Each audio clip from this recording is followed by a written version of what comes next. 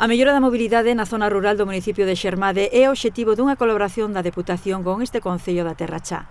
Segundo se establece no convenio que veñen de asinar o presidente José Tomé e o alcalde Roberto García, a institución provincial achega 250.000 euros á entidade local para o acondicionamento de diferentes vías municipais que artellan as comunicacións en 4 parroquias deste concello: Roupar, Lousada, Xermade e Burgás.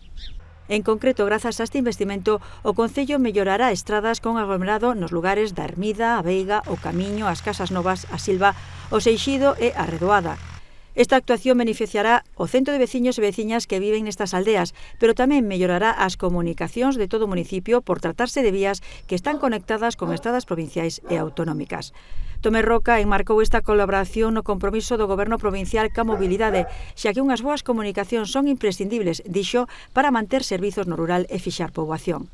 Pola súa parte, o alcalde xermadés agradeceu a implicación da Deputación e destacou a importancia desta achega para mellorar a seguridade viaria e a calidade de vida da veciñanza do municipio.